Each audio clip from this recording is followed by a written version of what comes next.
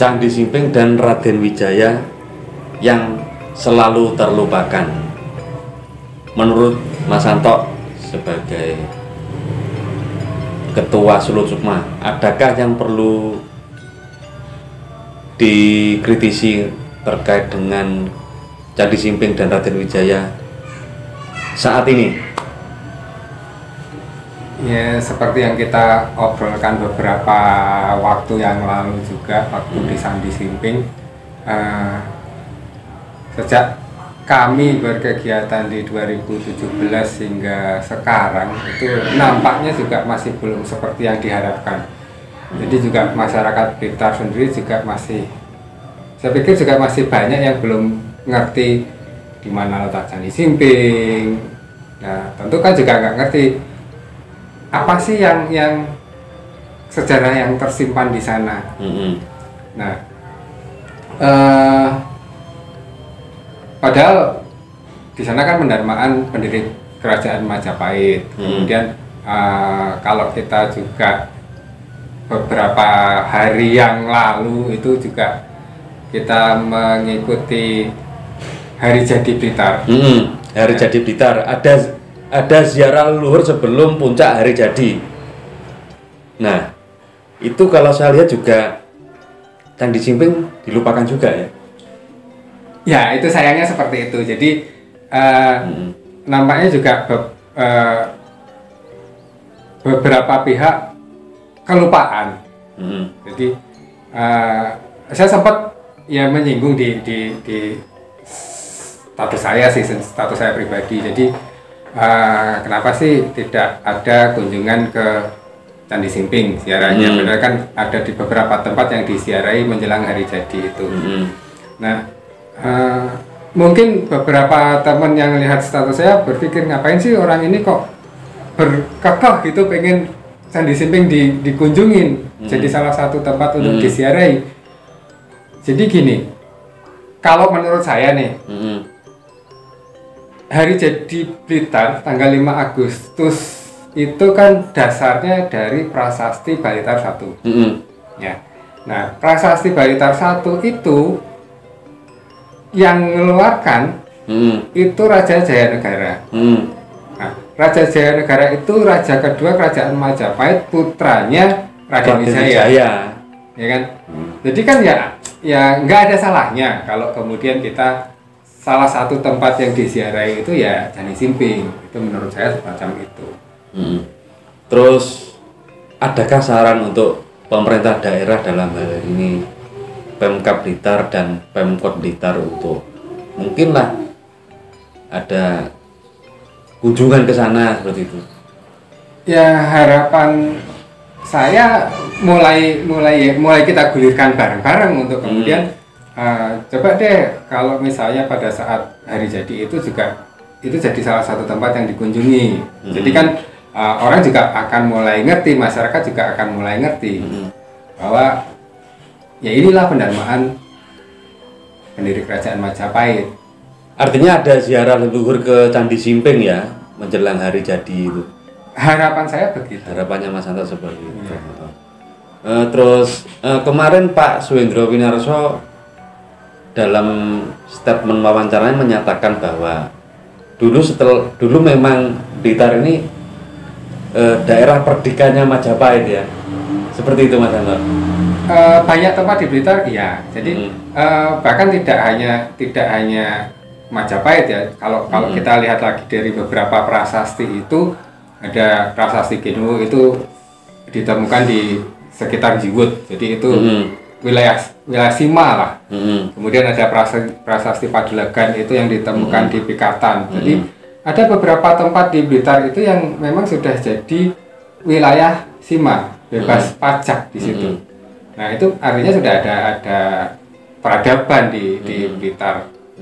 Nah, memang kalau kita ngikutin dasar ditetapkannya hari jadi, ya sudah, kita paling tidak ya yang disiarahi ya ada kaitannya dengan Majapahit lah.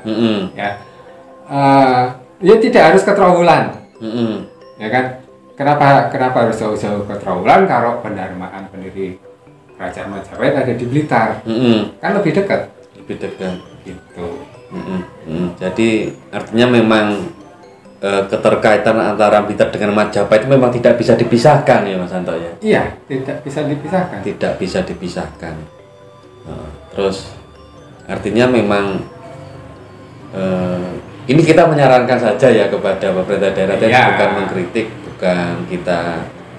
Hari jadi kemarin sudah bagus lah menurut bagus. Sudah sangat bagus, tapi Mas Anto selaku Ketua Selusuma menyarankan agar kita tidak melupakan sejarah. Iya. Bahwa Blitar itu dulunya memang ada kaitannya dengan Majapahit. Hari jadi itu penetapannya berdasarkan Prasasti Blitar 1. Iya, yang dikeluarkan oleh Raja Jayanegara. Jayanegara adalah Majapahit. Jayanegara adalah putranya dari Raden Wijaya. Gitu. Itu sih kalau saya. Ya yang kalau boleh saya sedikit berharap. Jadi gini. Hari jadi Blitar yang 5 Agustus itu kan dasarnya dari Prasasti Blitar 1. Ya. Saya berharap bahwa pihak yang berwenang itu bisa mencari keberadaan Prasasti Blitar 1. Karena sampai saat ini keberadaannya tidak diketahui. Isinya juga nggak ngerti. Jadi menurut Brandes itu hanya ada 3 baris yang bisa dibaca oleh Brandes, kemudian oleh Damais itu ada 4 baris yang bisa terbaca, dan memang tanggalnya kalau dikonversi tanggal 5 Agustus. Kemudian yang mengeluarkan Raja Jayanegara. Hanya itu yang diketahui, tapi isinya apa nggak ada yang ngerti. Itu dulu pernah sempat ada yang melihat nggak? Menurut mungkin buku atau cerita tutur seperti itu? Loh, kalau yang melihat pasti ada. Orang Belanda, mereka sudah menulis. Cuman setelah itu tidak ada pencatatan barangnya itu sekarang terletak di mana, isinya apa nggak ada yang ngerti. Itu jadi bukan bermaksud untuk mengubah tanggal hari jadi loh ya. Tapi ayo deh kita sama-sama mencari di mana sih Prasasti Blitar 1. Itu salah satu kegelisahan juga. Apakah ada dokumentasi fotonya, Mas? Nggak ada. Jadi hanya tulisan buku ya? Iya. Itu sangat menarik. Itu jadi selain kegelisahan misalnya Candi Simping yang dalam tanda kutip terabaikan. Hari jadi Prasasti Blitar 1 itu juga menggelisahkan loh. Karena banyak juga orang yang beranggapan bahwa prasasti yang berada di depan pendopo Ronggo Hadinegoro itu Prasasti Blitar 1. Padahal itu bukan. Itu Prasasti Panumbangan 2 atau Prasasti Petumombo. Isinya apa, Mas itu? Isinya ada banyak huruf yang aus, jadi tidak bisa terbaca penuh ya. Cuman ada kata-kata bahwa prasasti itu entah yang mengeluarkan atau untuk itu saya lupa, pokoknya ada yang punya gajah. Jadi ada seseorang yang memiliki gajah di sana. Gitu. Tapi banyak orang mengira itu Prasasti Blitar 1. Iya. Karena tulisannya juga kuno juga ya. Iya. Itu prasasti itu yang Pak Petumombo ya, yang di depan pendopo itu dikeluarkan tahun 1191. Zamannya Raja Kertanegara, zaman Singosari. Itu dulu tempatnya memang di situ atau sebelumnya dipindah dari jadi begini lain? Kalau Petumombo di daerah Karangrejo Garum ditemukannya. Nah, jadi dulu itu Bupati kedua Blitar, Bupati Warsokusumo itu memiliki mungkin hobi ya untuk mengumpulkan benda-benda bersejarah yang ditemukan dari beberapa wilayah di Kabupaten Blitar. Nah, benda-benda itu kemudian dikumpulkan di pendopo, ya. Nah, di situ awal mula terbentuknya kemudian museum pendopo kalau nggak salah namanya ya. Dulu pernah ada tuh. Ada, jadi koleksi-koleksi temuan itu berada di sana. Nah, kemudian sayangnya temuan-temuan itu tidak kemudian ada catatan ini ditemukan di mana, asalnya dari mana. Nah, kemudian setelah dibangun museum penataran, museum itu di penataran, barang-barang yang koleksi Bupati Warsakusuma itu dipindah ke sana. Nah, tinggal ada beberapa yang masih di sana seperti Dwara Pala, Cat Dwara Pala, kemudian singa yang ada di depan pendopo, dan satu lagi yang di dekat di belakangnya kantor Satpol PP itu ada tak eleng-elengnya lupa toh, Dewa juga kok ada di sana. Saya itu kalau ke pendopo kadang mungkin sering melihat tapi tidak terlalu peka dengan harta itu. Itu ada memang. Ada. Ya itu koleksi dulu yang ditemukan dari beberapa wilayah di itu sekilas mumpung kita lagi ngomongin tentang tinggalan sejarah. Ya, kan? Nah, jadi ada apa? Prasasti Blitar satu ada apakah ada juga kemungkinan dibawa ke Belanda ya Mas ya? Mungkin ya, kalau segala kemungkinan ada ya. Sempat juga ngobrol dengan Mbak Riri Andika, mungkin pada saat itu kan pernah juga terjadi letusan kelut yang mungkin itu juga ikut hanyut atau hilang, nggak ngerti. Karena sampai detik ini tidak ada foto prasasti Blitar satu. Cuma disebut di sebuah naskah Di bukunya Brandes, di Old Javanese Orkonden kalau nggak salah, Ojo itu menyebutkan, dia kan ada beberapa prasasti yang ditemukan di wilayah Jawa ya, itu disebutkan semua. Oke.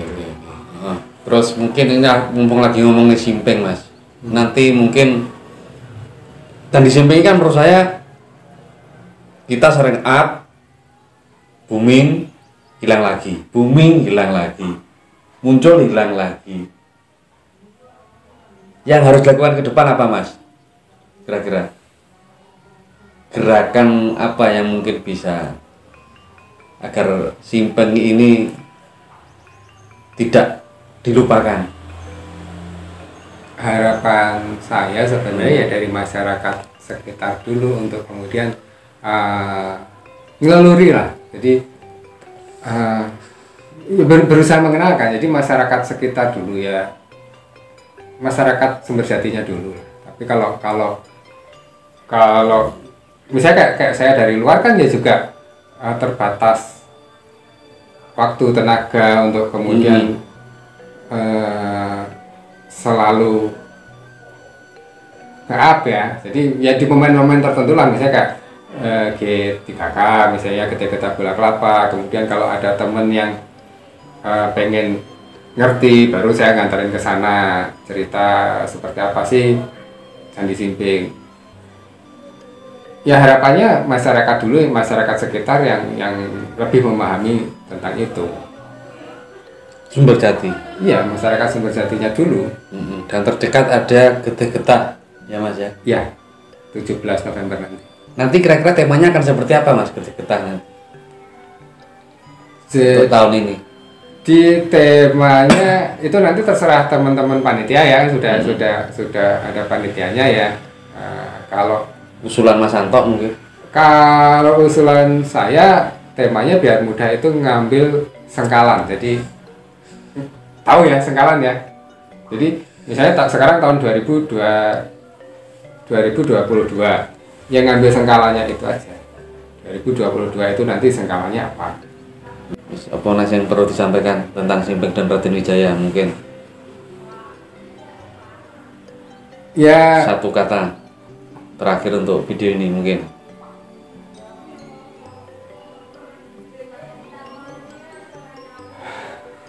Blitar memiliki sebuah tinggalan yang istimewa karena di Desa Sumberjati itu terdapat pendarmaan pendiri Kerajaan Majapahit. Ya semoga masyarakat Blitar khususnya bisa lebih peduli, lebih ngeluri, karena dengan kita ngeluri apa yang ditinggalkan oleh para leluhur itu, insya Allah Indonesia akan menjadi lebih baik. insya Allah Indonesia akan menjadi lebih baik. Dari Blitar untuk Indonesia.